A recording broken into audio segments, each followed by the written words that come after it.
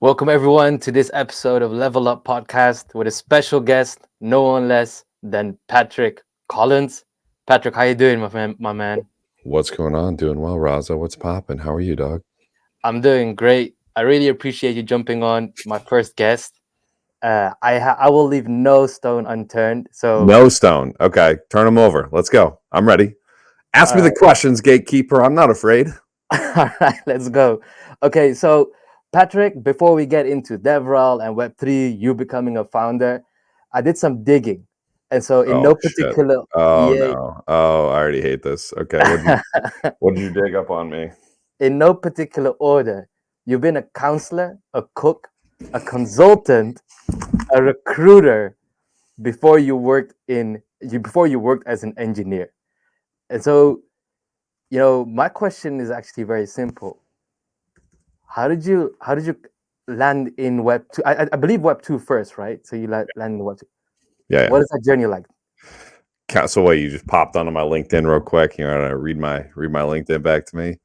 Um, yeah. All right. So the question is, what? How did I end in Edum at Web 2? Is that the first starting question? Yeah, how did you get into an engineering job? Yeah, good question. So back in college, I basically was like, I don't know what the hell I want to do. I need to pick a major. I took a comp sci class, seemed pretty fun. I seemed to be okay at it. And in my mind, I was like, okay, I want to do something with tech. I think tech is important. I think tech is good. I see tech being important in the future. So let's do this. Cool. And after I graduated, I bounced around some roles, and something else that I was really interested in was money. How does money work? How does big money work? How do financial products work? I wanted to know all of that stuff, right? Because growing up, I didn't really know any of that stuff. So I said, okay, I want to figure out how money works. I want to understand it for me and then for my friends as well. So that's when I started hammering, trying to get a job at an asset manager or hedge fund or whatever you want to call it. And I very luckily got a job at this company called Numeric Investors. So grateful that I got a job there because that kind of kicked everything off for me. So they were an asset manager in Boston, and they had I think it was like 30 or 40 billion assets under management. So in Web 2 world, in like hedge fund world, they use AUM as kind of their metric, assets under management. You'll hear that a lot in kind of Web 2 TradFi. In DeFi, we say TVL, total value locked. But basically, AUM is the Web 2 equivalent of TVL, total value locked assets under management. And I worked there for a few years. Super grateful I got that job. I learned, oh my God, learned so much there. And the way I actually got that job, I consider myself, I kind of cheated. I kind of cut the line. There's no way that my resume was good enough to get hired there. However, they were looking for somebody to be on the night shift because the way the company worked was they ran what's called their alpha production cycle, which started at midnight. And what would happen is, so in the United States, stock market opens at like 9 a.m. basically. And what they would do is they would run all their trading algorithms before the market opens, right? And if any of those, so basically, you pump the data in, and on the other side, it basically says, okay, cool, based off all the data that you've pumped into, these models, you should buy Tesla or whatever the model would say. You should buy 6 more shares of Tesla or like whatever. So that when the portfolio managers came in the morning, they would go, okay, the algorithms tell me to buy Tesla. Great, I'm going to go buy Tesla today. Or the traders or whatever. It was my job to make sure that shit worked. And so between the hours of midnight and 9 a.m., I was the hedge fund, which was sick. Was so badass. I got to see like how everything worked. I got to see all the code. I got to see it was so sick. It was also bananas because like nobody wanted to do that job because obviously you get in at midnight. Like that's when your day starts is midnight, and then like technically you're off shift at like 9 a.m. Right? But your rhythm must have been messed up. Like, Oh, it was awful. But I was like, I was like 24, so I didn't care. I was like, waking up at 1 in the afternoon was like normal for me at the time. So I already had like a messed up sleep schedule. So I was like, dude, no problem. And they had hired some other people previously who were like, yeah, I can do it, but they were full of shit. So I could actually do it. I wasn't full of shit. Having a horrible sleep schedule, for me, no problem. I'm about it. Cool, just get me in there. I need to learn that stuff because they were a tech firm, hedge fund, and yeah, I learned a ton there. They ended up getting acquired or merging with this group, Man Group, which is like a UK based hedge fund, and yeah, just super grateful for that experience, right? So I ended up leaving there though, and I was like, okay, what do I want to do next? And I had a brief stint in a data company called Alpha Vantage. They were a startup, Boston based as well, and they sold financial data to basically to hedge funds, whoever's retail investors. So that same thing, in the hedge fund that I worked at, you took the data, you dump it into the model, algorithm goes, buy Tesla. Cool. You got to buy that data from somewhere. You got to get that data from somewhere. You can scrape it. You can do whatever. So Alpha Vantage is one of these companies. And to this day, they still do this. They sell data. So while I was working there was really when I started learning about smart contracts, because Chainlink had actually approached Alpha Vantage and said, hey, like we want to bring Alpha Vantage data on chain. And at this point, I was like, hey, crypto is just a funny thing to, play the stock or to play, a casino with. Basically, I had the kind of same mentality a lot of people do. And I thought crypto was stupid. I thought it didn't make any sense. I was like, why the hell would you want to put data on a money? Like it didn't compute for me. They were like, well, we want to put your data on the blockchain. And I was like, that doesn't make any sense. Do you guys know what the hell you're talking about? So I had to like talk to a whole bunch of people and say like, hey, like what's up? Like, why do they want to do this? And that's when I really started learning about smart contracts, immutable agreements. And that's when I was like, holy shit, I'm hooked. What year is this? So this is like, it's like 2019, basically. So like, yeah, like I'm like a late bloomer, according to like, there are all these crypto OGs that are like 2015, 2017. I've been in it since day one. And I'm like 2019. When I was like, oh, crypto there's more than just like silly asset class stuff. But so I started going down the rabbit hole as one does, started coding smart contracts, started, building stuff. And I was like, this is super freaking cool. And then I made the switch and been here since. And it's been an absolute blast. So I really made the switch though, like late 2020. And yeah, just the last 3-4 years have been super awesome and just been continuing to learn, continue to grow, and just want to keep pushing what we're doing here in Web3. Because yeah, I mean, one of the things I got super excited about was, being kind of in the traditional finance world, you get to see a lot of how the cogs move and what's fair and what's not. And it's not fair. Just full stop. It's not fair. And Web3 is finally a chance for finance to be fair. And that's what I'm so excited about. And that's why I'm pushing towards building more and more. And that's why I switched to security, because, in my mind, we're never going to get this off the ground unless we can get our shit in order, because it is not in order at all right now. This year we've had, I haven't done the actual calculations yet, but it's probably close to 1.5 billion stolen this year. And that's just out of DeFi. And that's not even including like private key leaks, all this other stuff. So like all of this, I'm like, oh yeah, like we have this better, fairer, more accountable finance. And then it's like, yeah, well, we get hacked for like, millions of dollars, like every other week, whatever. This isn't going to go anywhere until we fix that. So that's how I got here. We'll get into that. I got another question. Like, what age did you start coding? I started coding at 19 or 20. I started coding in college.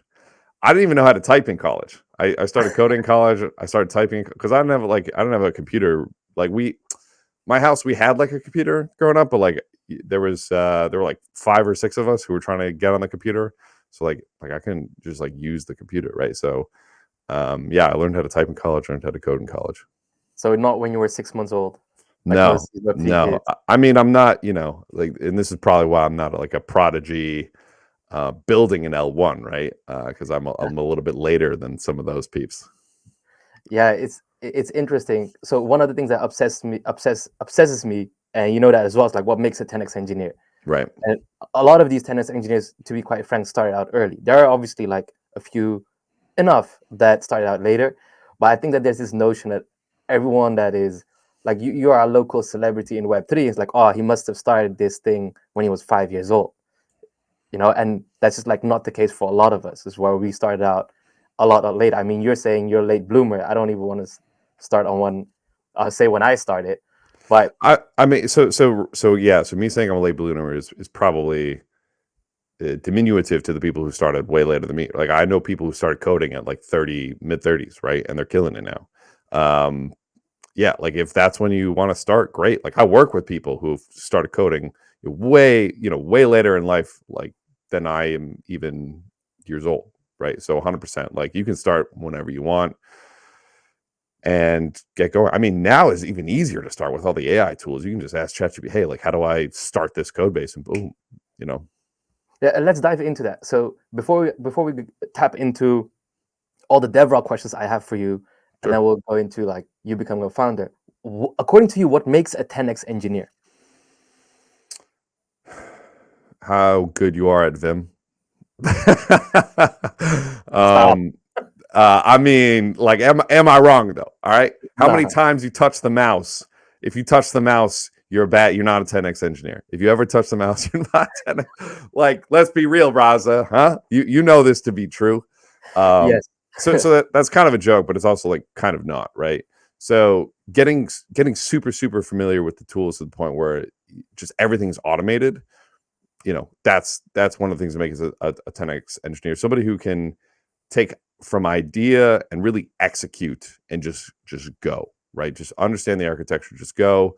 Somebody who's incredibly fast at learning, because as a 10x engineer, what you're doing a lot is you're learning new APIs, new tools, new this, new that, and you have to learn a lot, right? A lot of people don't, they go, oh, hey, like, should I learn JavaScript, or should I learn this, or should I learn this tech stack? Because they're like nervous about like sinking time into the wrong technology. But at the end of the day, your job as a software engineer is going to be learning all the time. Like that's like, if you want to be a software engineer, if you want to be a 10x engineer, you need to tell yourself every single day, I need to be very comfortable with learning, because I'm going to be doing a whole hell of a lot of that.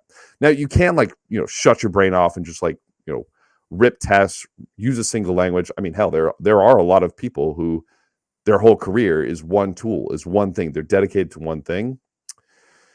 But I think in reality, that's not the case. So a couple funny answers there, I guess, but kind of some truth to it is like, yeah, like how good are you at these terminal commands? How comfortable can you rip around the shell? How quickly can you bang out PRs? And how much faster can you do it than other people, I guess. But yeah, Yeah. not touching the mouse is, Raza and I touch the mouse too much. Yeah, We gotta stop doing that. we definitely need to do that less. Yeah, it's something that's I'm keeping as sort of a diary. There are definitely things you can quantify, like not touching the mouse. How familiar are you with your dev environment?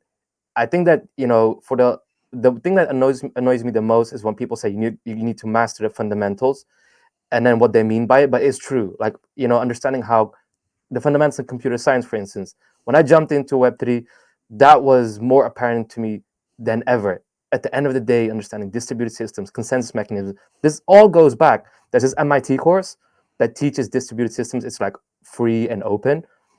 Raft, consensus mechanism, so important to understand, because most consensus mechanisms are based on it. And for me, that just comes back the the learning aspect, yes, but what I also notice is that these 10x engineers, they're able to switch so quick.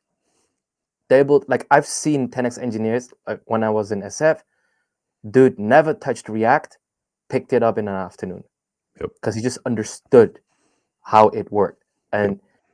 And yeah, there is so much to it, and hopefully with every episode, I know I can quantify it more and more. But yeah, the main takeaway I'll definitely take is like mouseless is 100% a characteristic of a 10x engineer. All right, so transitioning from there, like, so you started in Web3, or got in touch with Web3. Chainlink, you started there as a DevRel. Why DevRel? So I was very so I Chainlink I think is one of the most important technologies in Web3. I think these smart contracts are really cool, but I think they're way less cool unless you have a connection to the real world, unless you have real world data, real world compute, etc. So to me, I learned about smart contracts. I was like, wow, these are really cool. Wow, these are even cooler with Chainlink. So to me, Chainlink is a key piece to making this whole thing work. To be completely honest, however, I looked at their docs and I looked at how easy it was for me to get started with both smart contracts, with working with Chainlink tech, with working with Ethereum tech, and I said, "Holy shit, this was a nightmare for me. I know for a fact it would be a nightmare for somebody else." And at the data company, that was actually my role. There was developer advocate, and developer advocacy. I was like, "Whoa, like that's a job? What the hell?" And learning like how important it is to be able to onboard people, be able to communicate effectively technical concepts.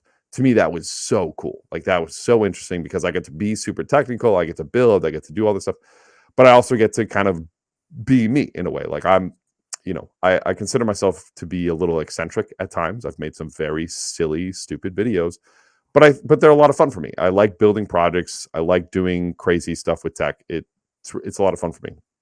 So at the data company, that's where I learned about developer advocacy. And then that's when I realized how important it was, right? Because if you cannot communicate your tool effectively, if you cannot get people to, use, know, and love your tool isn't going to go anywhere.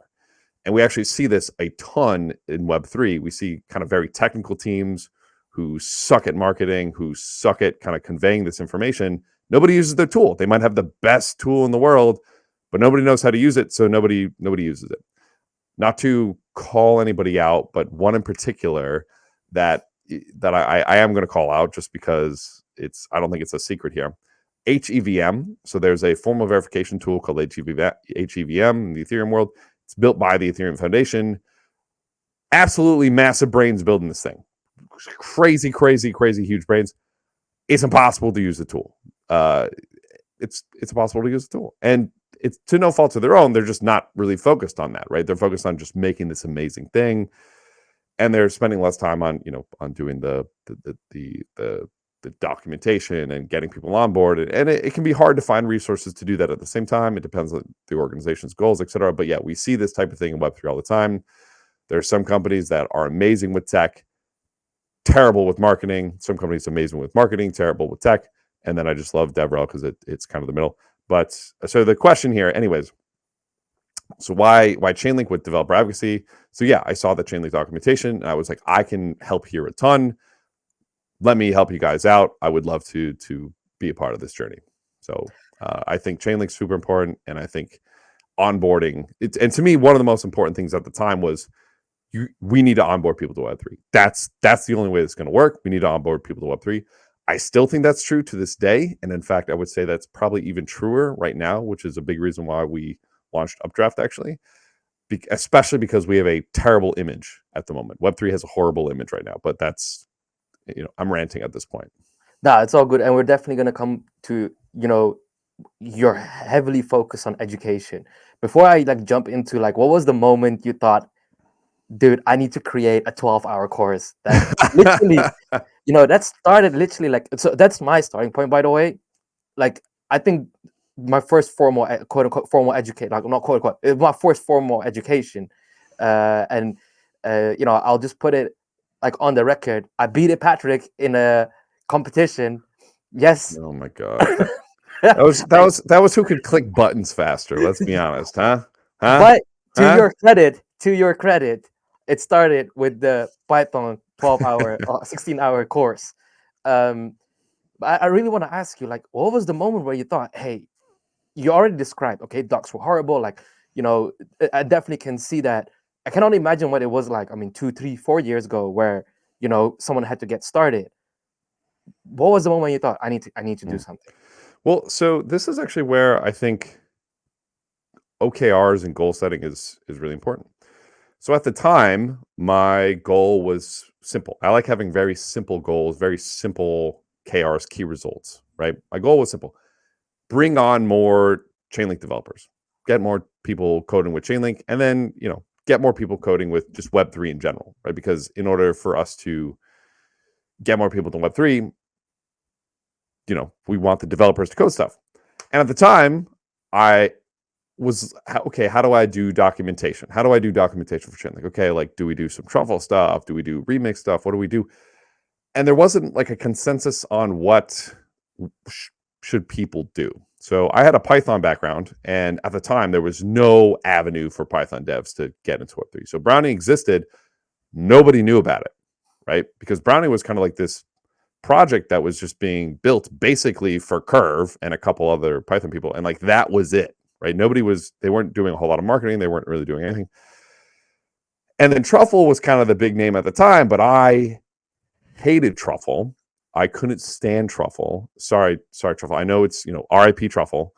I couldn't stand Truffle because I felt the jump of JavaScript. So if you were already a JavaScript developer, it's familiar and you're like, okay, cool, I love JavaScript, great.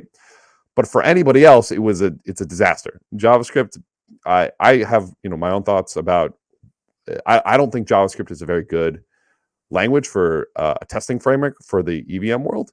I think it is good. I think a JavaScript framework is good because it can onboard people who already know JavaScript. I think that's the advantage of, like Hard Hat or Truffle at the time, because people are familiar with the tool. People like stuff that's familiar with the tool. But anyways, at the time, I was like, okay, I want to onboard more people, but like there's this cluster F of nonsense for bringing people on, right? And I looked at most of the top education sites at the time, and I was very disappointed with how much they teach you and to what level they bring you up. So I basically said, okay, F all this. I need to drop everything. We need to reset because the education is not where it needs to be. We want to onboard all these devs. Nobody's doing it. Nobody's taking the time to do it. So I said, okay, F this. I'm gonna take the time to do it. And then I released the 16-hour Brownie, free code camp course, which did really well. A lot of people liked it. A lot of people were onboarded by it, which was great. But the thing that was good about it, it was a modern, it was Python. There was no Python tooling to that point, and the thing that I really liked about it was I wanted to answer all the questions that I had and all the frustrations that I had getting into Web3, right? Because there's a lot of the courses at the time, and still a lot of courses to this day, they don't really explain, because a lot of the people didn't even know what the purpose of Web3 is. I feel like since my background was finance already, like to me, like it was blatantly obvious. Like I was like, yo, this is so sick. Everyone should know how sick this is. So I even spent some time like trying to explain why this is cool, right? Because the worst thing that can happen, you can get 1 year into your career and go, and then look around and go, why the hell am I here? Right? You're going to leave. You're not going to stay here. So my goal isn't just like teach tech. My goal is like teach tech, teach the philosophy and all that stuff. But yeah, the TLDR was, my KR was simple: onboard more people to Web3. The best way to do it, in my mind, was create this course, because everything else was completely and utterly not up to where I wanted it to be. Yeah, and it's interesting because you touched upon OKRs and key results, or objective key results, and DevRel. I feel like not at the moment, but for a while, a lot of people hire for DevRel, not a real strategy behind DevRel. So I hope you have a hot take on this. Dude, I love talking shop about DevRel. I love it. I absolutely, yeah. So give me a hot take. You're in this space. You're on Twitter. You see all the pictures and the selfie taking DevRel's guilty. What's your hot take on what's like just not going well with how people are going about do DevRel? I don't know if so much as I have a hot take. I just have what I would say called more hard truths that are hard to hear. Because I am very opinionated about DevRel. Because so I have on my book. So when I was first learning about DevRel, I bought this book, The Business Value of Developer Relations, by a really known DevRel, Mary Thengel. I don't know how to pronounce her last name. Thengval. Sorry, Mary. I'm so sorry. But like that was my first foray. Was like, okay, I need to learn DevRel, developer advocacy. How does this work? And then I went out and I talked to everybody, and the thing that was super frustrating about it, everyone has a different definition. And yeah, as you said, a lot of companies, their investors tell them, hey, you need to hire DevRel. DevRel is important. And so the companies go, oh, okay, cool, let's go hire DevRel. They hire the DevRel. And the DevRel goes, hey, thanks for hiring. What do you want me to do? And the company goes, well, I don't fucking know. Like, go DevRel. Like, what are you talking about? And then a DevRel goes, okay, cool. I'm going to go DevRel. And then maybe they like make some documentation or they make some demos. And then the company goes, oh no, can you moderate our Twitter? And it's like, yeah, but that's like, so companies don't really know what DevRel really is and what its superpower is, right? And that's really frustrating. So my more hard truths though are events are more or less a waste of time. And all these DevRels spending all these time getting on podcasts and going to events and doing this, that, the other thing. And they don't spend time looking at KRs that actually matter. So when you go to an event, you want to keep in mind what your KRs are. What is your company working for at the time? Do you need to onboard more developers? Do you want signups? Do you want uses of your tool? Blah, blah, blah. What is your like top priority? And then once you figure that out, then you can decide if going to an event makes sense. And I will tell you straight up, 95% of the time, it does not make sense for you to go to that event. 95% of the time, it doesn't make sense for you to take that selfie. I mean, sometimes like, yeah, like do it. Like it's fun. Like, I'm on this call because I'm buddies with you, right? Like I like you. Like to me, this is fun. Like, you're my boy, right? So, but like, so the hard truth is more, that event probably doesn't make sense. You as a lot of DevRels, they go, oh, like DevRel, it's too qualitative. It's not a quantitative position. It's like all about the feels, man. It's not. It's a quantitative position. It's a competitive position, and you need to treat it as such. What are the numbers that you're going to boost in your role? How do you get those numbers higher? That should be your focus. Because what's going to happen is you're going to go back to your managers and they're going to say, what did you accomplish? What did you do for the business? And you're going to be like, oh, everyone feels good, man. That's not good enough. What are the numbers that you have boosted? How have you improved the tool? How have you improved the ecosystem, etc.? And a lot of people get mad at me for saying this stuff, but I strongly disagree when they get mad at me, because I simply respond by saying, well, hey, if you're not going to make the world a better place, if you're just saying, oh, just trust me, it's a better place because of vibes, like go after yourself, right? Like that's not a serious way to approach the job. That's not a serious way to approach the job. You have to have numbers, and you need to be data driven. And the event, and if you are data driven, you will quickly find out the event probably doesn't make sense to go to. And then my third take, or my third hard truth is, a lot of developer advocates are not technical enough, which is very frustrating to me. You need to and get to be an expert in your position. So if you are not going to strive to be an expert in your position, it's maybe become like a community manager, maybe become technical content writer. That's fine. I guess this kind of all falls under the umbrella of DevRel. But I would argue you're not a developer advocate. I would argue you're a technical content writer. I would argue this, that, the other thing. And this is where, my hard truths need to take a step back, because there are lots of roles under the DevRel umbrella, right? You can not be very technical, and you can be great at, technical marketing, right? And some would argue that falls under developer relations, developer advocacy.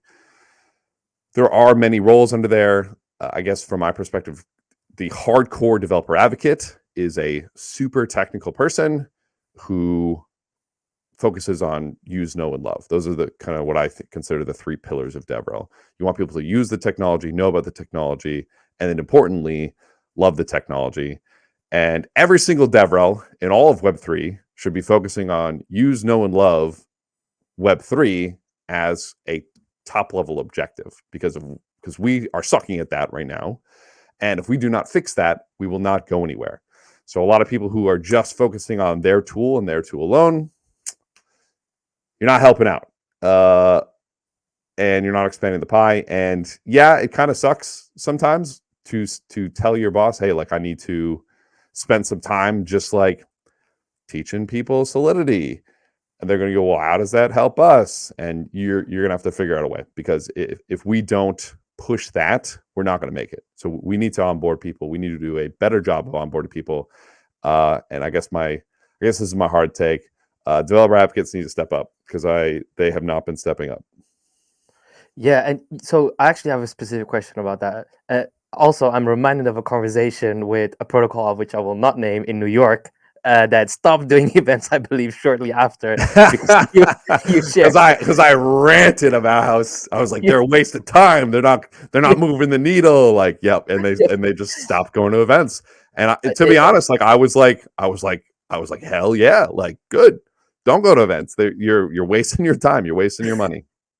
And I guess like a lot of people or a lot of protocols just get like insecure because it feels like out of the eye, out of the heart. Like it's a Dutch saying. I'm not sure if it's also an English saying, but can I pop off about that too? Go on. So yeah, so yes, like you want your tool to be there. You want your tool to be around. You want your product to be there so that when people in the industry look around, they go, oh, cool, your tool. I'm familiar with your tool. Maybe I'll switch, blah, blah, blah, whatever. The thing is, how many Solidity devs are here? How many Solidity devs are active? Maybe 50 grand. So the Solidity survey is out right now. Everyone should go take that. Well, I guess depending on when this airs. It's out right now. We'll figure out how many active Solidity devs there actually are. Guess what? There's at least 100 times more JavaScript developers. 100 at least. So if you want more people to use your tool, what is the bigger pool to fish in? You could fish in the Solidity pool where there's like, a couple buses full of people, or you could fish in the JavaScript pool where there are way more people. So in any case, yes, like you should be around you. And at the same time, like I should soften my tone a little bit because I also do want people to support events. I do think events are good. Events do help onboard people as well. But just which ones are the ones that are going to help you, right? Just keep that in mind. But yeah, like we should be focusing on how do we onboard more people and not just, okay, look at the Solidity devs who are already here. Let's be hyper-focused on them because that is not going to grow the pie. I 100% agree. I do have a different angle that I want to throw at you, which is, obviously you mentioned dev advocacy, which has a different focus when you talk about community building, or it's like related to it, but you mentioned community manager as well, and then the different roles under dev advocacy. Solana. So funny story. Last year, something with my flight happened. I actually had a ticket, but it was no longer in the system. Wink, wink, we need blockchain. But so I had the actual ticket ID, but I kid you not, it was no longer quote unquote in the database. So they didn't know what to figure out, send me back. So I got a new ticket, but I had to spend another night in Lisbon. Breakpoint was happening, Solana Breakpoint. Spend time with about 30, 40, like something like that, Solana devs.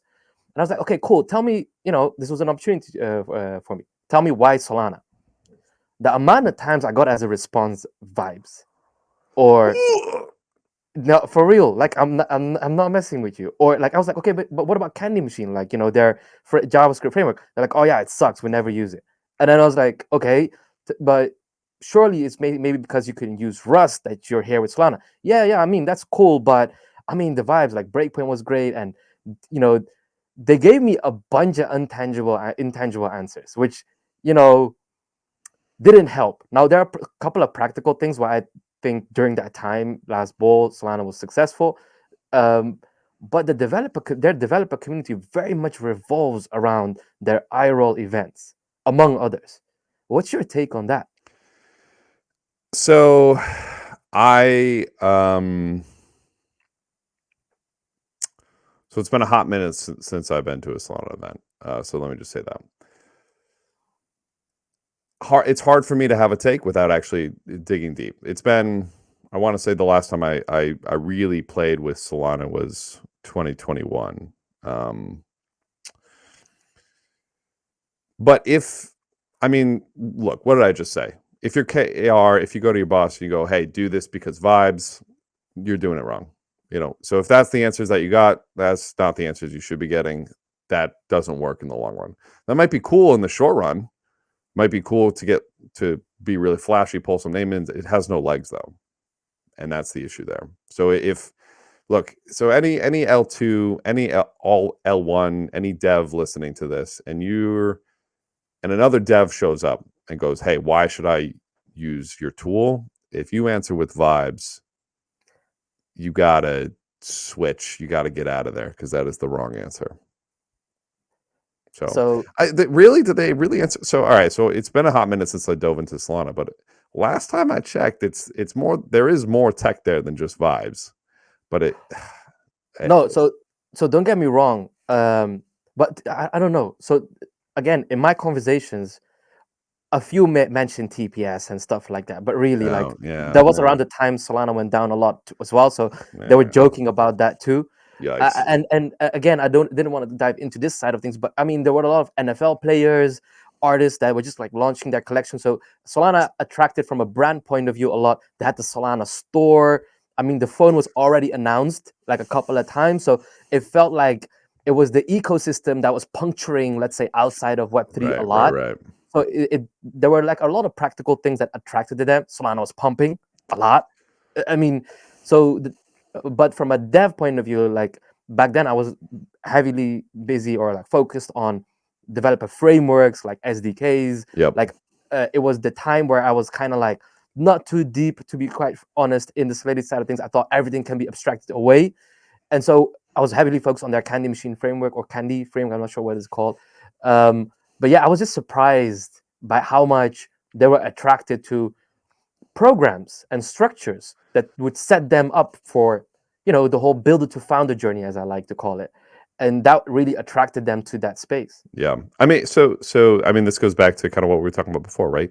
Maybe you do an incredible job marketing and you don't spend enough time on tech. So when I was first playing with Solana, that was my major disappointment. When I was first starting, they didn't have a test net.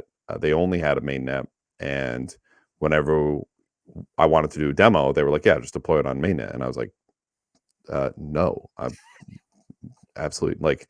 They were like, "Oh, it's like a few dollars." I was like, "No, I'm not going to go tell the college kid who in some third world country with 50 cents in his pocket to go deploy their demo hackathon app. Absolutely not. Yeah. Back in the day, they've changed a lot since. Like, I know they do have a test net. They've added some new frameworks, which I played with a couple of them, and they have been a lot better. So it seems like they're figuring it out, but it's been I need to dive back in so I can have a more educated give more educated thoughts on it, and apparently they're going to be like a ETH L2 now. So now I'm like, oh, cool. Like Rust is the pop, and Rust is really cool right now. In any case, I need to dive back in. But yeah, in any case, if the answer is vibes, that's wrong. Yeah. Well, okay. They're doing something. The last thing I want to touch upon events is hackathons. Give me your take on what the value for hackathon is from a developer point of view, but maybe also like from a Web3 onboarding point of view. Hackathons, what do you think? Yeah, so I think hackathons. So to me, hackathons are actually one of the steps every starter developer should take. Just period, right? In all the courses that I give, I go, hey, if you want to go the developer track after you take the course, on any of the courses that we have, even Cyfrin Updraft included, you should stop. You should be done, and then you should go struggle at a hackathon, because that's what it's going to be. It is going to be a struggle, and you should set a deadline and go, on this date, I'm going to ship something. I'm going to submit something. I don't care what it is. And the reason that that's so important for these beginner devs is because those obstacles that they're going to overcome, them having like an idea, like, oh, I kind of want to do this. That is like the learning journey. That's like what most of your career is going to be thinking about, okay, I want to do, I have this idea. Maybe it sucks. Who cares? Let's try it.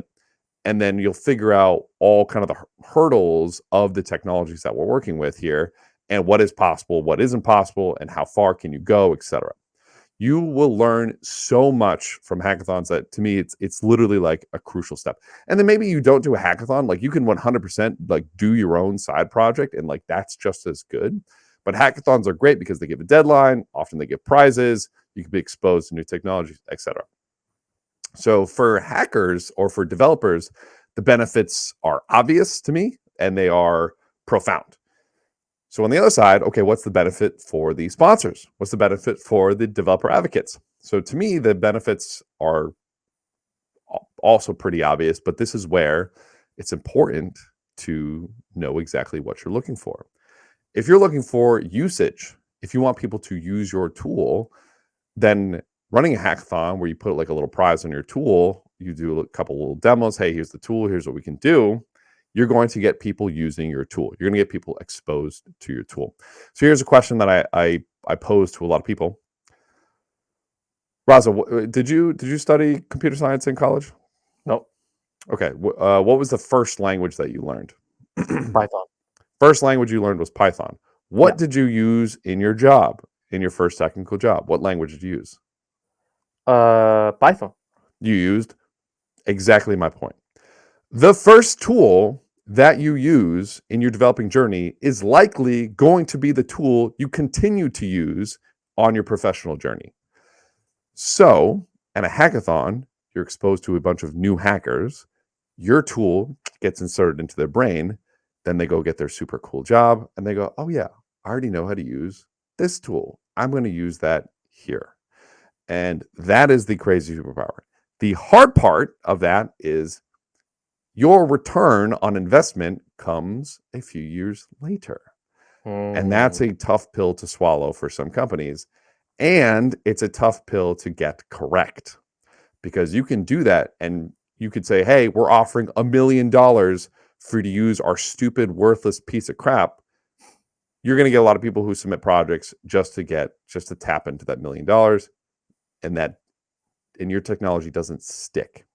So if you're going to do hackathon, you need to make sure, how do I make this sticky? How do I make it so that my technology is like really cool for these hackers and not just going for the money or going for the prize or going for whatever. And then additionally, you can get exposure to your tool depending on the type of hackathon. So like for me, like ETH Global, we don't have an affiliation with them. I love ETH Global hackathons. They are phenomenal. Every ETH Global hackathon is like a white glove, like just phenomenal service for starting developers, and that's where you can get your technology into their hands. But the other ones that I still think are phenomenal are obviously the Chainlink hackathons. I don't run those anymore, but still amazing hackathons, because again, for me, Chainlink, the thing that like is going to kind of make this whole thing work. So really just really important steps. So, okay, I know I said that was the last thing about events, but I still got one more for you. No, you're good, dude. Do you think there's a stage where you don't do, let's say, a hackathon with eGlobal anymore, but then you switch it and let's say you organize your own hackathons, and added to that, IRL versus virtual hackathon? So two questions. Is there ever a time you do your own hackathons? Yeah. Like Chainlink? Yeah. Yeah, kind of whenever you want. Depends on how big you are. I think smaller groups shouldn't be doing their own hackathons. It's hard to draw the crowds. Chainlink has the advantage of, especially now, of it's a household name, right? DeFi runs on Chainlink, right? Chainlink is the backbone of DeFi. It makes sense for Chainlink to have a hackathon. It makes sense for Ethereum to have a hackathon. It makes sense for Solana to do their own hackathons. It makes sense to cross-pollinate. It makes sense to do both. It wouldn't make sense for, I don't know. Actually, it probably wouldn't make sense for Scroll to have a hackathon, because hot take. That'll be my hot take. I would say not yet. I would say 100% Scroll should be there at like current, like ETH Global hackathons, 100%. And I know you guys are, which is great. But because the thing is, like, you're going to get a bunch of projects they're going to deploy. And for a lot of them, Scroll isn't much different from, especially these new developers, Scroll to them isn't going to be much different from Arbitrum, from Optimism, from ZK Sync, from, really any of these other chains. So it's going to be very difficult for them to feel like they're using a different technology. They're getting a different experience. Maybe because the other thing is, if Scroll puts on such an amazing hackathon that all these hackers go, oh my God, like scroll is so sick, like, the community is so dope, like blah blah.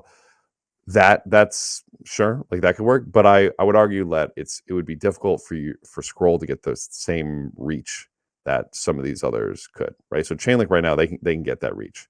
Eat Global, they get that reach. Solana can get that reach. I feel like it might be. I feel like Scroll doesn't have that reach yet. So I guess, Raza, that would be my advice. Don't run just a Scroll hackathon yet. I would say not yet. At some point, but not quite yet.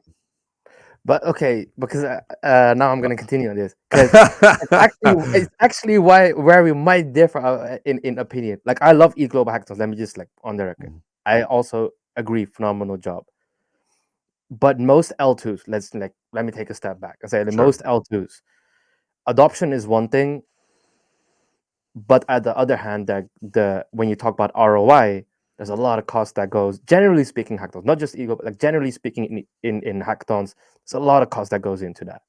And you're saying, if I understand you correctly, Eat Global, or let's say like a similar affiliation, is good for awareness. So but at what stage do you flip that, and can you be a Chainlink that says, you know what, we get to do our own stuff? So to me, this goes back to what's your KR, right? What is your KR? Once you have that nailed out, to me, the answer becomes pretty obvious. Is your KR get people deploying something to Scroll? If that's your KR, I would argue ETH Global is going to be way better. If your KR is show people that Scroll has a phenomenal community, maybe that makes sense to do a Scroll hackathon, right? So it depends on what your KR is. So show me. And the thing is, too, once you have your KR, once you have your key result, then you can start actually kind of weighing performance. Hey, if our KR is having contracts deployed on Scroll mainnet, let's estimate how much do we think we'll get from ETH Global per cost. How much do we think we'll get for a Scroll hackathon per cost? Boom. Once you have that number, you can make a data-driven decision. We're going to do X. So to me, again, it all goes back down to numbers. So DevRel is a data-driven role. 100%, and I couldn't agree more. I think that from what I can share is that I definitely think that there's maybe a flipping point that's slightly earlier. I think ETH Global does a phenomenal job with giving that awareness spiel. But I'm actually a huge fan of running your own hackathons, even when you're smaller. Because great. Yeah, I think that, especially on the community side of building and the amount of control you get, I think that's something that's overlooked in terms of ROI, how much you invest and what you get out of it. Great. I'm one man. I get stuff wrong all the time. So no, great. Yeah, I got Patrick Combs to say something wrong. No, I mean, maybe I'd have to see your data. I'd have to see how well your Scroll hackathon goes. True that. Which if you do run one, I'm obviously rooting for it to do very well. Like I don't care if I'm right or wrong. I would. No, and I appreciate it, but it's just a discussion that I love. Yeah. I love going back and forth on like, it's gonna be boring if we agree on everything. That's one. The second thing is that the truth, like, I think people shouldn't get emotional about the truth. I might be wrong, and that's great, but then I learn, and then we improve, and adjust. Yep. So, I think I wanted to talk like for a minute about, you launched Cyfrin Updraft. Huge shout out to the team. It's clear as a goated team. I love the platform. Obviously, you've been in education for a minute. I think that my main thing with security auditing is that there is information out there, but it's scattered. It's very, very difficult. It also feels like the very successful security auditors, not consciously, but they don't share the information. So the questions that I have is like, what does your dev environment look like? What are the most common scripts? What is your pattern? Like, I mean, I know I bothered you with this question a couple of times, like patterns, like, because it's like, what does that all look like? So take me through. Okay, you guys launched the course. How did that go about? What's your aim? What's your goal? Yeah, great question. So again, goes back to what are our questions? What are our KRs? What are our goals? So the question we at Cyfrin always ask is, what does Web3 need? What do we need? What do we need? What do we need?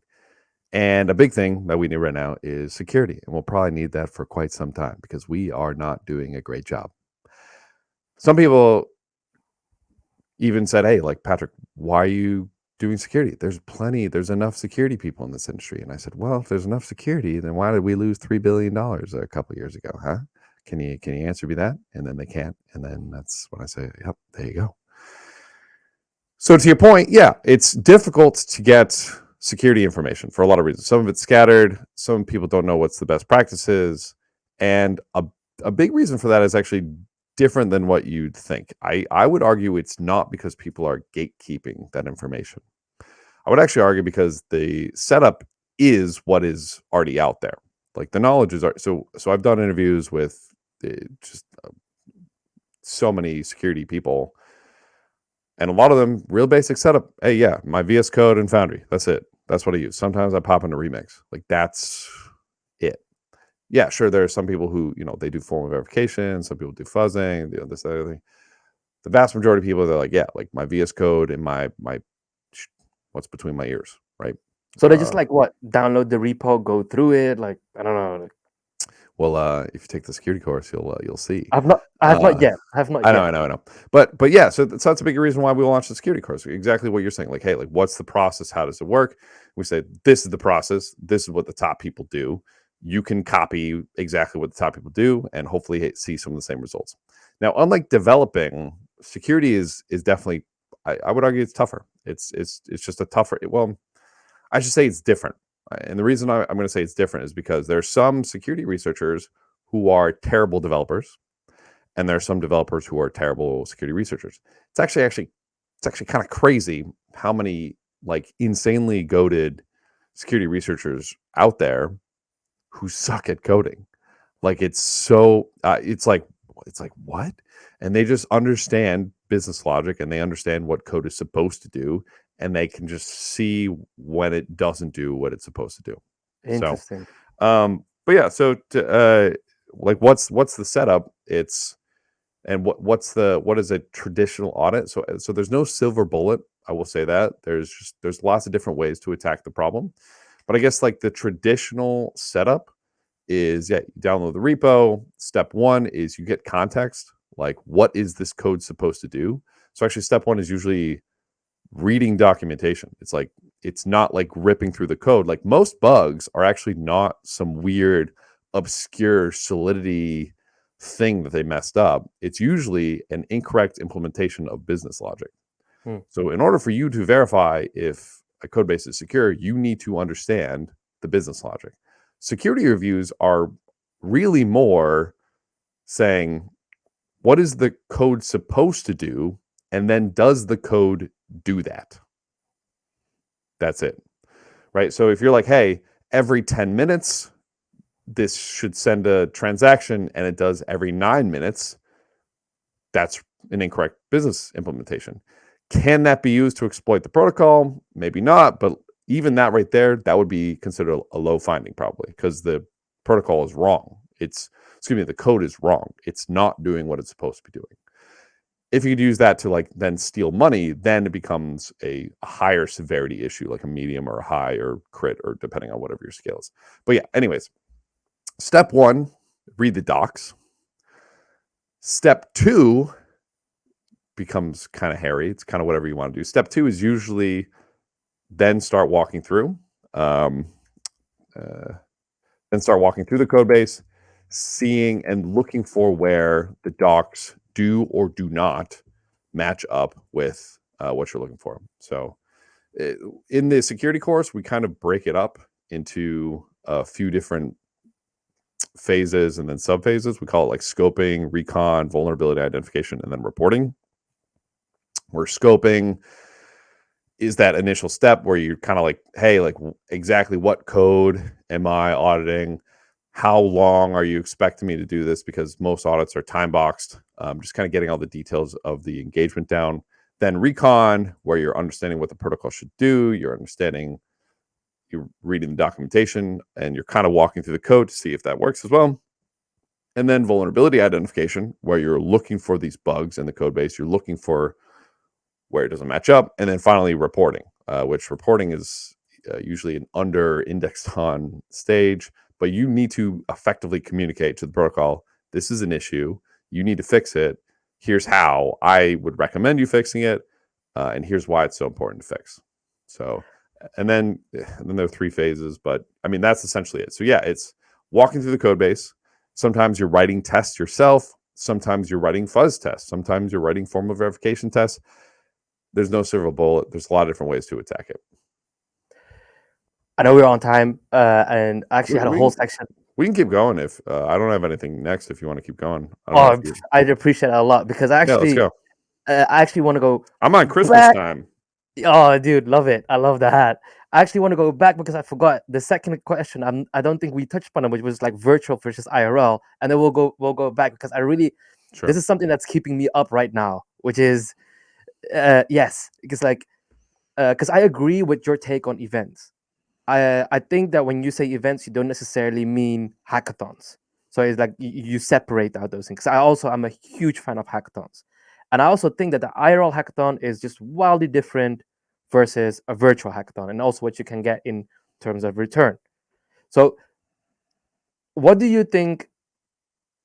Have I said it enough? Like, give me the versus IRL versus virtual.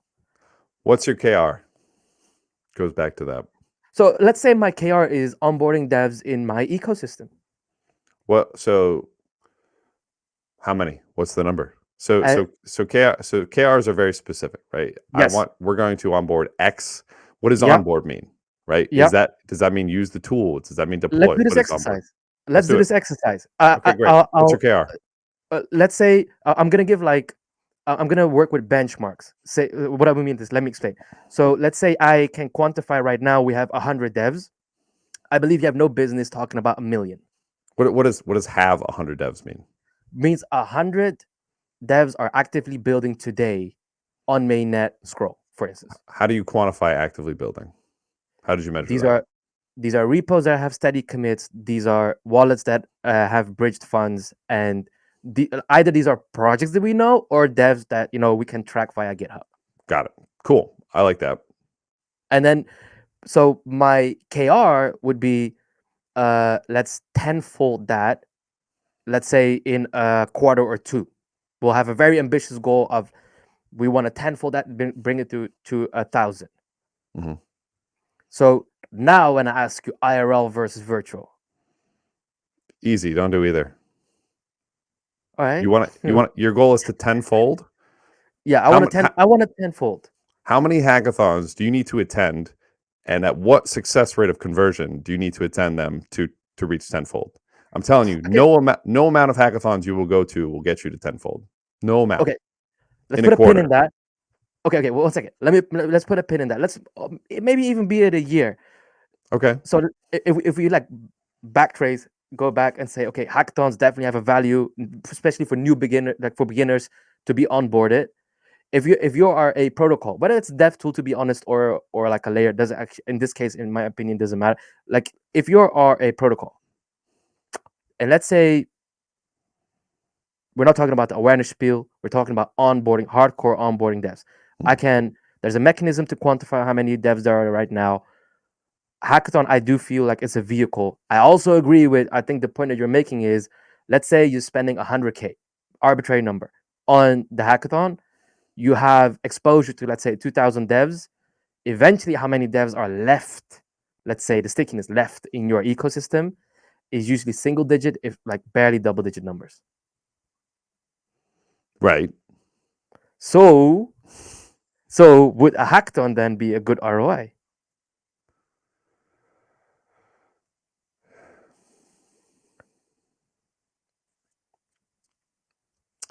It's tough to say. So let's say you have a more modest goal. Let's say you have one active project. Okay. Okay. Hackathon is now a great thing for you, because if you want to double, you go to one hackathon. You can get super tight with a single group. Hackathons are phenomenal for you as a revenue there. Let's say you have 5. Hackathons are still great. Let's say you have 10 hackathons are still great. So let's say you have 5. Let's say you're just starting out. Hackathons, great. Now, let's answer your question in this scenario, online or in person. Mm-hmm.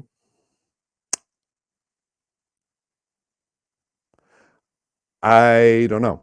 To me, online is always better. Pretty much always better. I would argue there's like a fun aspect that in person brings. I would argue if you have competitors as well, in person can be better because you can get a little bit closer with people. And like fun has staying power. Like I love doing stuff for fun. I would argue it's hard to quantify some of the fun stuff. But I would say default to online because that's where people are going to be building. That's where you're going to be interacting with people. That's where you're going to have to win over most people because not everyone's going to go to an in-person event. That's kind of my take. But again, this is just my bias. My bias is online is better most of the time. In-persons are fun, and use that in your calculations. So I don't have a super hard and fast answer for you here.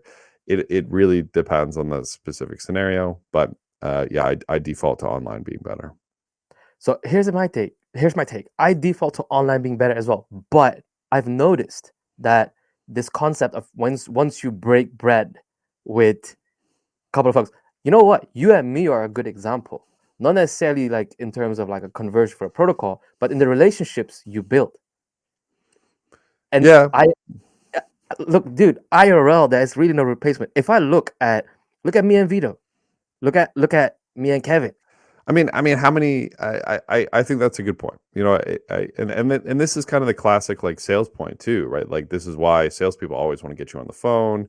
They want to see Yep. you in person. This is the same Dinner. thing. Get dinner. It builds the relationship, and I totally get that. And I think I'm always focused on scale. There are arguments to be made where you need to do things that don't scale. Like this is an example of one. And this is why I say it goes back to depending. Like let's say there are competitors in your space, in your small startup. You got to get ahead of those competitors. You got to figure out a way to get a leg up. Maybe it's just that you're tight with the devs. Maybe the devs trust you. They know who you are. Like that can be your leg up, you know? So again, this is where I say it depends is the answer. And I know that's a kind of a shitty answer, but the summary, I think getting into specific, like, you know, if we had a specific example where we could say, okay, if we had a more specific example where we could say, hey, scroll this hackathon on this day, here's our exactly KRs, you know, maybe we could do that as an exercise because those are the decisions that you have to make. But I think the summary, the takeaway that I want for everyone who's listening and for you too is it depends on your KR. Nail your KR and then do a cost benefit analysis on these events. That's it. Nail your KR. Will this activity, will this event contribute to the KR? And that's all you need to do. And the answer most of the time is it depends. Sometimes some of these things you need to weigh the benefit in the future, and that can be hard. So like, Yeah, you know, making a 16-hour video on Free Code Camp, you think that benefited us the first quarter or the second? No. You need to weigh the long-term benefits sometimes too. I will Eh, say. No, yeah, please go go ahead. ahead. No, sorry. No, I will say that that's a lot with the DevRel kind of things, and it's mistaken. It's mistaken for qualitative, which is not. It's just that the time to like the delay in time for the reward, quote. So let's say your ROI is just a lot longer, which makes it seem that this is a quality effort, which is really not the case. It's a quantity effort. It's just that you got to give it a fair amount of time to measure what comes back. Yeah, and the hard thing about that is if you say, hey, like we gotta wait 2 years to see if this event was successful or not, you know, a company's gonna be like, okay, cool. Like in 2 years, No, we're gonna be at a totally different. Like no, right? Like yeah, like yeah, that's too long. That's just too that's long. too long. Yeah. Yeah. Okay. Thanks for that tangent. I think that this is definitely something I'll revisit as I'm getting more hands dirty. I think online definitely defaulting to it. There's just something to say for IRL, which you're not denying. But the question comes back to KR. What's your KR? How do you measure it? That's Yeah, the takeaway. yeah, Like it's yeah. not which one's better, it's No, what's the KR yeah, and which event will contribute to that one.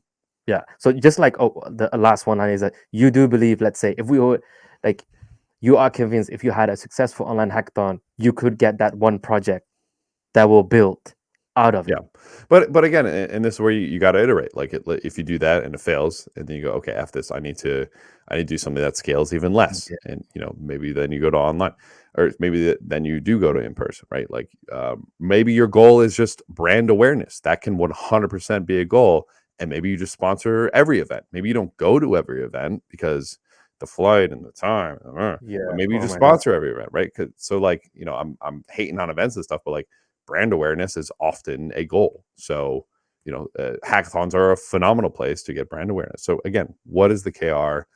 Use that to decide what you do. I will say Chainlink nails it. I was at SmartCon in Barcelona. We were both there, and I was also in the one in New York last year. The it was the closest that came for me to Solana's hacker house, because the colors, the setup, the dev set for developers. Like, I mean, shout out to Harry. He was like, oh, if you want to take one of those chairs, you can take one of those chairs. It's like gaming chairs. Everything was just like done spot on. And I do think that IRL and like hosting, you like, if you can pull it off, like that. And the devs had like were they were very positive about the event itself. So I think that that can be super valuable if you can pull it off. Good. Okay, so now going back, so we'll see. I'll see how I cut this out. But security, because I really wanted to touch upon that. It was security. So I'm definitely gonna touch upon that course. I did actually a couple of courses, and you actually grilled me on that. It's like to see what sticks and not much stick. So I stuck when we were talking about. I told you. So, yeah. So let me give context here. So we were in what was it, Barcelona? Yeah. We were in Barcelona, and he was raving. He's like, yo, this course, it was so good, blah blah blah, this that, the other thing. And I was like, let me see the course. I was gonna get my ego, like, let me see. And at the same time, I'm like, all right, if they're doing something better, like I want to do that shit, right? I want, I'm always trying to learn how to improve my craft, right? So I'm looking at this course that he's showing me, and I'm like, no, this is shit. This is terrible. You're not going to learn anything. Like, you see the way that they're doing this. They're not drilling. They're drilling the wrong way. They're not teaching why. They blah, blah, blah. They're just blah, blah, blah. And I was like, what did I say? I was like, yo, like, let me know in 4 months if you remember any of this shit. Yeah, I don't want to. Okay, I'll say, like you said. No, don't say the course. Don't say. No. I don't say the course. Okay. No. The question you specifically asked me, you asked me, okay, explain me a re-entry attack. And then that was it. Yep. I came about halfway, and then you were like, very sweet and friend, like you didn't. I could tell you didn't want to like burn me at that point. It's like, okay, you did, like, you said what you said was correct, but it's about halfway there, like in explaining what it was. It showed your answer. Yeah, I remember this. Your answer showed like you didn't really know what you were talking about. You were kind of just reiterating something you'd heard, but you didn't understand it. And that information doesn't sit. It doesn't get stored in long term. If you just know just a list of unconnected facts, that will not stick in your brain. Your brain works really well when it can take a piece of information and stick it to a piece of prior knowledge. And this is why people, talk about mind maps. This is why diagrams do so well, because they are literally, here's the connections to everything. So if you just have a list of facts, it'll stay in there for a little bit, but eventually, if it's not connected to some prior knowledge, you're not gonna remember it. There's a popular saying that's from a cognitive psychologist, where he says,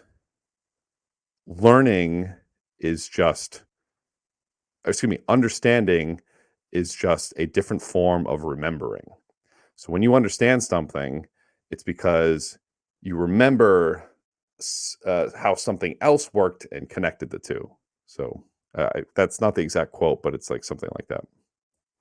No, sorry to pop off. No, all good. For a minute, I really was into like memorization. There's this low-key method, and it's exactly how it works. So you have the palace method, you have the journey method, the different types. But it's basically when you associate an impression, something that like that lasts as an impression to existing knowledge, that sticks forever. So the way they memorize these decks of cards is like, it's actually very personalized. Like the diamond, what does it remind for you? Like, and the number two, and then it's like you start in your house, in your room, and you see all these visual images, and then you walk through, let's say, your room. So it's yeah, there's a science behind it, and I cannot wait to get my hands dirty. When I get there, I'm actually taking my time, sweet time, going through the whole Foundry side of things. Good, great. Actually based a challenge on it, and I appreciate the love. I saw it on Twitter. I'm really curious what you think of it. It's going to launch January 1st. I'm really curious. We pretty much plugged Cyfrin in there. I was like, okay, I want to be objective wherever Cyfrin makes sense, but Cyfrin pretty much like makes sense top to bottom. So that was awesome. We haven't touched upon security in that one yet, so we're going to come up with levels, but security is going to definitely be a part of it. Exciting. I think the last thing I really wanted to touch upon with you is, so I talked a lot to DevRels. DevRel is kind of like, as a career path, you start, I 100% agree with, this is something that you got to be technical. You got to dive into the deep end. At the end of the day, a developer who wants to build in your ecosystem, you're their first touch point, or should be their first touch point, besides docs, obviously, and content and all that stuff. But a lot of DevRels I speak to is like, okay, hey, what's the next step? You see some going into CMO kind of roles. You see, so chief marketing officer. You see some going back into engineering, actually, because they're like, this is not technical enough for me. Which, in my defense, that usually means the company has like maybe expects different things. For instance, excessive traveling, which I aged like 4 years in 1 year, been to 13 countries. Awesome, but it definitely has a toll in some other things. So DevRels often wonder, where do I go? And founder is one of them, which is what you've done. You founded your own company, Cyfrin Audits, a bunch of things, like you Code Hogs, you got Cyfrin Updraft, like a bunch of labels. Step by step, at what point did you think, I want to become a founder? And how did you go about, like, where did you start?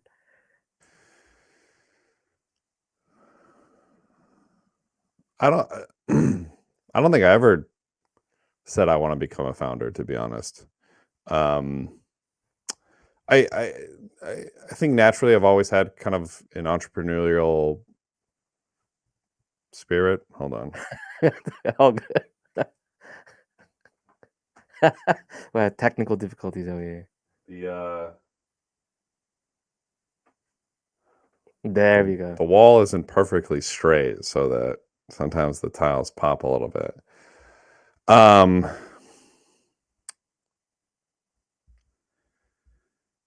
think it goes back to, what were the questions that I was asking? I said, okay, what does Web3 need? And how can I get us there?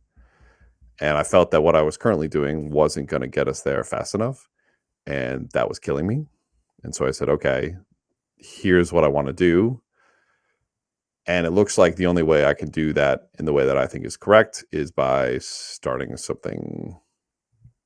And that was pretty much it. So yeah, I've always had kind of this entrepreneurial thing. I feel like I've always kind of had some rejection to authority. So when somebody like tells me what to do, I get pissed off. So I got a new manager, and one of my jobs in the past, I won't say which one, but they asked me, they said, hey, so how can I help you, be most effective at your job? And I shit you not, I told them, stay the fuck out of my way. And in retrospect, not the best answer to give your new boss. But I need to get feedback from people. I love getting feedback from people. That's the only way I get better. But when somebody, if I don't think what I'm doing is correct, I push back very hard, and I think that that's very good. For anybody, even in Cyfrin, there's been a ton of things that I'm like, we need to do this. And someone's like, no, that's stupid, Patrick. And then I'm like, shit, you are correct. That was stupid.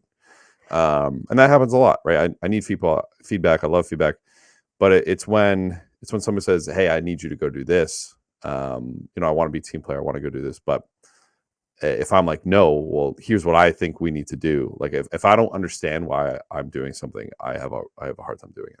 So I need to understand why. What's the importance of doing this? And for me, it's, as a founder, I guess it's a lot easier to understand the importance, because I say, okay, what does Web3 need? Okay, Web3 needs onboarding.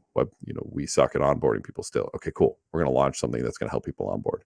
What else does Web3 need? Okay, we need security. That's probably the most important thing that we need. Okay, great. We're going to be super, laser focused on security. We're going to do a ton of work on fuzzing, on form verification. We're going to teach other people how to do those things. We're going to do audits. We're going to do competitive audits. Competitive audits have shown that they are phenomenal ways to squash bugs. Okay, what else do we need? What else do we need? What else do we need? And as a founder, bleh, it's just easy to iterate on those answers. What do we need? We need this. Let's ship it. Gives you more freedom. Yeah. Yes and no. Sure. Yes. Gives you more freedom. You're giving me the short answer. Okay, so maybe more a practical thing. I mean, if it's applicable, I can imagine like a bunch of people believed in what you're saying right now, because I can also feel it. You're very like intrinsically motivated, driven, like throughout like this episode. You mentioned it a couple of times. We need to do it better. You were convinced of, let's say, what Web3 could bring, but the image is bad. Security practices not good. So there's very an intrinsic motivation. I can imagine if you talk then to a VC or to like someone who's gonna help you like co-launch this, they're like, okay, you're not bullshitting them. But was that like, how was that process like? Was it a process? Was it more like, okay, you knew people and then just like popped off? Yeah, I guess. I mean, I would say I'm lucky in, I've built up some amazing relationships with amazing people. I feel very lucky with the people that I've met in my career. And yeah, so when I was like, okay, I want to start Cyfrin, I was like, all right, Alex Rohn, he and I ended up, well, we'd been working together for a long time. It was like, fuck yeah, like absolutely. And then we were like, okay, like who else do we want to start this with? And we met this guy Hans, and we were like, absolutely, like this guy is like heads on in all the right places. Like we're so aligned.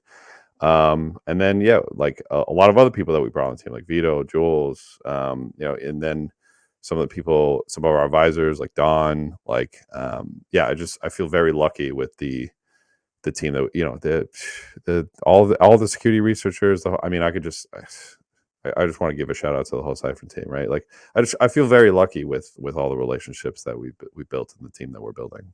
So I don't remember what the question was. No, it was more like how you came about founding it. And I think the main thing I see most people struggle with is like, okay, they have some sort of idea, but how do they find the right co-founder or the right investor? But I guess like maybe your situation was more specific that Maybe so. I don't know how I honestly I don't know how it goes with other founders. All I really know is my. I hate saying that. So I'm just trying to do good shit, Raza. Stop calling me. I'm just doing yeah, good shit and whatever it takes to do the good shit. Okay. it said on your LinkedIn, man. I was like, Yeah. Um. I keep telling people my title is software engineer. That's usually what yeah, I'm a software engineer. Maybe we're a specific scenario. I wouldn't be surprised if other people have similar scenarios. I mean, we are kind of we're not going like the route of like going out to a VC and like doing like a huge raise. Like we have some angels that we're working with, but yeah, I mean, I feel very lucky. I would assume other startups have had a similar vibe where they feel very lucky with the teams that they built and the stuff that they're working on. But yeah, I don't know. All I know is my experience. would you say DevRel would like set you up to be in this position today? I would say it definitely contributed. I mean, because that's my experience, right? Like what do you mean by set me up? Well, I personally, I experienced as like being in DevRel is that network has grown phenomenally. Like probably also because I go to all these events, but it's just also because you meet fellow DevRels. Your job as a DevRel is often, as I explained to other people, it's horizontal across multiple verticals. You're dealing with product, you're touching on engineering, you're touching on like BD, so yeah, your network just grows rapidly. I mean, I would say it definitely helped. It definitely didn't hurt, but I would argue that you could do this in any role. I think what's more important than like being DevRel is just being good at your craft and being obsessed with getting better at your craft, being obsessed with improvement. There's a lot of people that I know that have started companies that weren't DevRels. They were just obsessed with their craft. They were obsessed with getting better. And they met a lot of people who held that same level of standard. And I think that's one thing that's kind of the common denominator, where I want to work with people who are obsessed with getting better. I want to work with people who do good shit. And oftentimes, surprise, surprise, those people want to as well. That's a dope answer. That was actually the last part. I have some Twitter questions for you that I want to fire your Fire way. it, rip it. All right. First, what is your current bench? Maybe like 355. Dang. Okay. I can answer this question. Did he get those massive forearms with writing Foundry test? Yes. His next course and video is going to be. I'm going to combine this question with. People are want a Viper course, dude. I know. Some alpha, wink, wink, Huh? something. Huh? What? Okay. The Viper repo is, or you might have seen, we held a Viper competition on Kodak. So Yep. it had it's gearing up. It's gearing up for some goodies. Just stay tuned. It's something that I feel bad because I have been talking about a Viper course for some time. I love Viper. I love the Viper team. I'll just say there's a couple things to add, to tweak. Actually, I can even say it. If you look at the Viper repo, you'll see a couple of very interesting pull requests. One of them is for modules, and once that goes in, that's going to be hype. And ask me after that goes in. All right.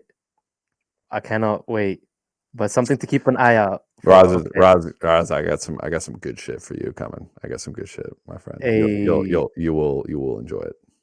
Okay, Titano Boa, this is sick. Okay. So just a quick question, because I'm doing like this 2-minute thing with Viper. Should I wait?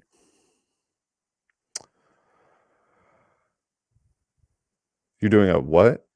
So something that I'm doing, like as I'm studying, for instance with Foundry, one of the things that I got, like I think would be cool to include, like in Cyfrin, a lot of the things that you learn, you said what sticks that matters, but I like you said it as well. Repetition is like the mother of all. Mother of skill, yeah. Mother of skill. Thank you. So, but for me, it's the same, and I kind of just need to write things out. And sometimes, for instance, when you were talking about Cast Wallet, and now you can import, you can create an account and import your keys. Awesome. I just need to like write it down and do it, like read it 10 times, type it 10 times, and then now I don't need to type it out anymore. So I call it like I'm doing like this 2-minute write-ups for myself that I'm just putting on my blog. But I'm doing the same for instance, I learned the same way to use a struct.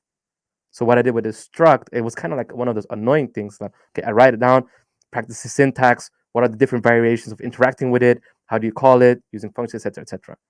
With Viper, I've been playing with it now, and I've been playing with Viper and Ape, and I'm doing similar where I'm breaking things down and I'm like writing down these flows for myself, 2 minute in 2 minutes. And I kind of want to do videos about it, but Cool. should I wait? No. So let me explain why the reason I say no is learning is easier the more you've learned. So if you learn it now, even if it changes a little bit, it'll be much quicker to pick that up. And who knows, maybe you're always waiting in perpetuity. And let me even extrapolate on that even more. So a question that I get asked all the time: hey, Patrick, should I learn Solidity, Viper, or Rust? And the reason that they're asking me this is because they don't want to spend a whole bunch of time on a language that's going to become obsolete. Yeah. And they're nervous they're going to basically lose a bunch of time doing this thing. Yep. My answer to that is it kind of doesn't matter. I would argue Solidity and Viper have more applicable applications right now. If you're specifically looking to be a smart contract developer, if you're looking to be a protocol developer, then I would say, yeah, like go learn Rust. Like, what are you doing learning Solidity? Trying to be there's no protocol, or there's no like an L1, like a infrastructure developer, there's no infrastructure written in Solidity. That's not what the language is for. No. But if you're looking to become a smart contract developer, it doesn't matter. Maybe Solidity or Viper, just because they are applicable right now. And the reason it doesn't matter is because if your language does become outdated, it will be substantially easier to learn one of these other ones once you've learned one. So learning Viper is a stone's throw away from Solidity. If you learn Solidity, Viper is super easy to pick up. 100%. If you know no language, learning Solidity will make learning Rust way easier. Also agree. Yeah. So my answer is maybe pick the one that's applicable now. If you want to take a bet, learn Rust. But at the end of the day, it kind of doesn't matter. Just pick one and go, because you learning one will make the process of the next one substantially shorter, and you will be a better developer at that language because you have prior knowledge of another language, believe it or not. I would even add to that, I genuinely believe that Solidity is a very good starting point. I would agree, actually. Yeah. Because you nailed it, like when you say from Solidity to Rust. Even like when I was looking at Golang, so I'm actually omitting Rust and I'm more looking at Golang. So because of like the get client, sorry. But Solidity in basic principles and the way you learn how to program, like it touches upon almost everything. And especially if you dive into EVM and then you go to assembly, which I really want to touch upon in your course. I know you're going to touch upon assembly. Like I can't wait for that part. But it literally, it reminded me a little bit of Java. When this 10x engineer in my banking insurance time said Java is a good language to learn because you touch upon like these multiple things, and especially if you learn how the virtual machine is structured. And so, I think Solidity is a great starting point, but Python will always remain Bay. So, our next question: how do you see the future for Web3 developers? Too broad. I mean, probably doing much of the same, just with more AI assistance. Maybe your AI assistant writes most of it, and then you tweak what your AI buddy does, but more or less the same. You're coding dope smart contracts. Will 2024 be the year where we go from in the 10Ks of developer to 100Ks?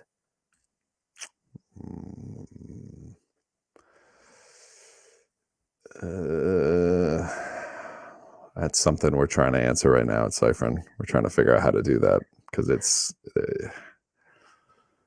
we got a lot of work to do.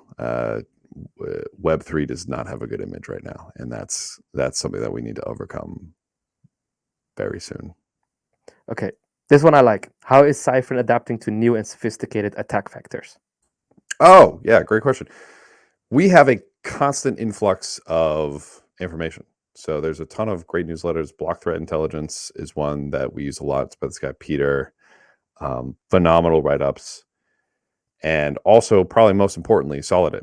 So Solidit is actually a tool that we make at Cyfrin, and it aggregates not all findings, but most findings across top firms, competitive audit platforms, etc.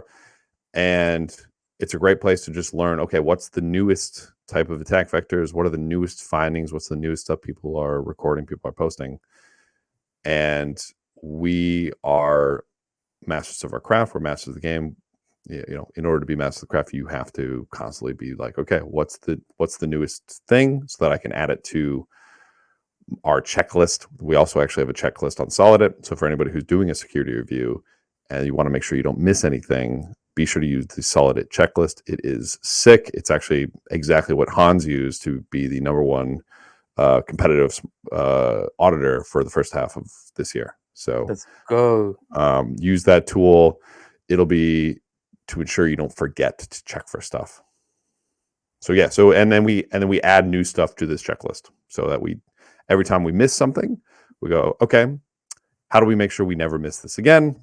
We add it, and boom. And then any auditor or security researcher who tells you they never miss shit, run far away from them because they're full of shit. Gotcha. Golden tip. Okay, I got two more. This one, a 10-point list roadmap to becoming a world-class block end dev. 10-point roadmap. I'll give you one. Write a lot of smart contracts. Repetition is the mother of skill. No, so my simpler roadmap is number one, take Cyfrin Updraft, take just a Solidity course, or Viper course, whatever. Just take one that gets you to intermediate level. Cyfrin Updraft does that. It'll take you all the way to kind of like advanced Foundry. You'll even write fuzzing. You'll write your own stablecoin. Raza really likes the stablecoin lesson, so I do. So glad that you enjoyed that one. Finish that, then do not take another course. You're done. You're all done once you take Updraft. Go to a hackathon and say, I am going to submit something at the end of this hackathon. And you will run into obstacles. You will have a hard time. Good. That's to be expected. You might even submit something that is a steaming pile of trash. That's okay. That's part of the process. Failure is normal. Do that. And depending on what your goal is next, if you want to get a job, this is where you start applying to jobs. As you're applying to jobs, you're going to get a whole lot of rejections. That's okay. That's normal. Keep applying and keep building and keep growing. Always be learning, always be growing, and always reflect, hey, how could I be better? How could I learn more? What else is there for me to learn, etc.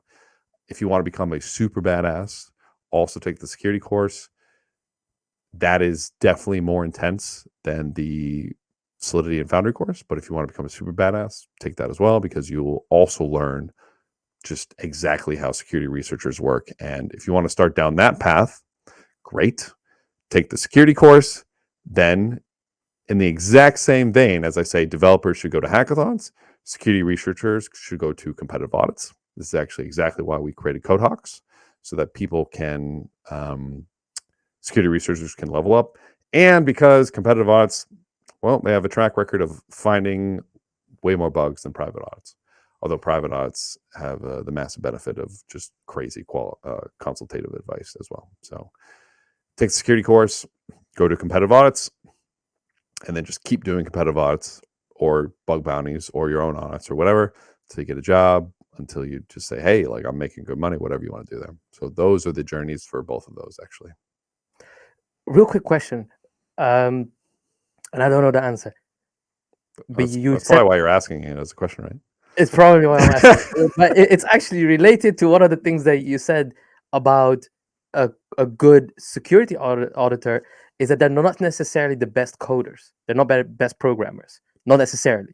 Not necessarily. Yeah. Yeah. So, what if I want to become a 10x engineer in Web3, focus on smart contracting, because 10x engineer is ambiguous. Let's say I want to become a 10x smart contract engineer. Do I take the Yeah. Yeah. Yeah. So I take the You do. Because if you want to be a 10x builder, you need to know how to avoid pitfalls. Because at the end of the day, it's not the security team it's not the security auditor who's responsible for your code. It's you. So if you want to become a 10x Solidity dev, yeah, you better know how that shit works under the hood. You better know what some common vulnerabilities are. You better know, how a security researcher is going to audit your code base, because at the end of the day, you are ultimately responsible for it. So absolutely, yes. You heard it. Okay, so last one, and I like this one. How does he consistently find the energy to take on uncomfortable challenges? You got to get comfortable being uncomfortable. That's it. Uncomfortability is normal. Starting a company is uncomfortable. It's not a bag of roses. In the United States, we kind of glorify entrepreneurship. Entrepreneurship isn't for everybody. It's not very comfortable. Yeah, it's not comfortable. So get comfortable with being uncomfortable, and do that a lot. Do not shy away from uncomfortable situations. Embrace them, get used to them, and don't be afraid of them, because they are going to happen more and more. And the better you are with dealing with that, the better you'll be. Patrick, I appreciate you a lot, homie, coming on, being my first guest. And I definitely got a lot of insights. I feel like there will be a part two later down the road, especially because I mean, I really love talking about DevRel as well. And Yeah. I love your take. I remember in Denver 2022, we actually spoke about this in our first ever conversation. You were asking me. What? Yeah. What did I ask you? What did I ask you? You asked me, "What are your OKRs?" We were talking about like, "Hey, great to meet IRL," and then it was like, "Cool. So you do DevRel third up, yeah. What are your OKRs?" Like, and not to like, you're not questioning me, but you were interested in like, "Hey, how do you go about it?" So, um, yeah, I appreciate you coming on, and in the future, I will invite you again. Is there any message you would like to leave to the Web3 engineers that are listening or anyone who's listening? Keep learning, keep growing, keep that appetite to keep learning and growing. We got a lot of work to do this year. And if we're successful, world's going to be a very different place. So keep it up. We need you. We want you here. And let's build Web3. Let's go. Thank you for joining. Raza, always a pleasure, man.